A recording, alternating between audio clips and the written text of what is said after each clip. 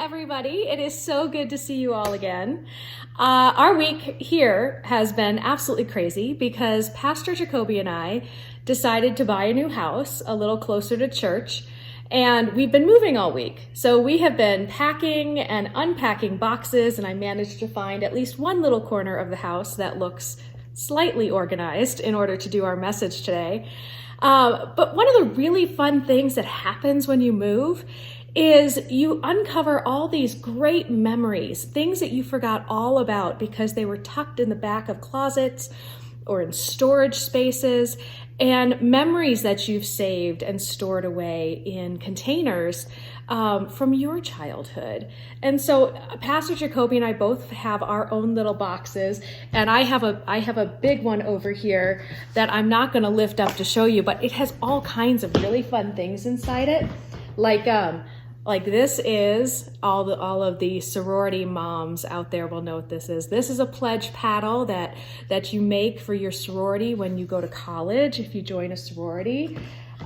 We have little sweaters that family friends made for me when I was a little baby. Is stored in here to keep forever. I even have old class photos of all the kids that I went to school with in different grades, all saved in this really fun box of memories that I get to look back on. And Jeremy and I both have boxes like this. And the important thing about this memory box, and that I wanted to talk to you guys about today, is the fact that it's really important to remember things. And there's all kinds of ways that we have to do that, right? One of the oldest memory tricks that my parents used to tell me was that they used to do, they'd tie a string around their finger, and people used to do that to remember something, remind them they needed to remember something. I use a lot of Post-it notes, those little tiny sticky Post-its that you could put up all over the place, and I'll write things like, don't forget to buy milk, and I'll stick it on the front door before I go out so I remember to go get the milk.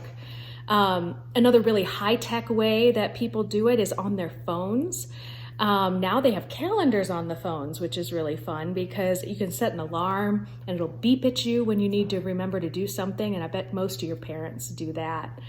But one of the most important things that we have to remember every single day, it's not about going to get the milk, it's not remembering all the fun times I had in my sorority.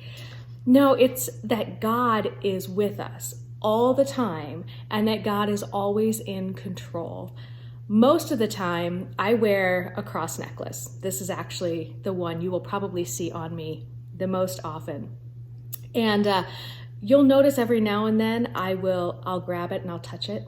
If you ever see me singing in church, sometimes if I get nervous or I'm worried about getting up to talk in front of people, or even just before I deliver a children's message, I will oftentimes hold the cross as a reminder that God's got this.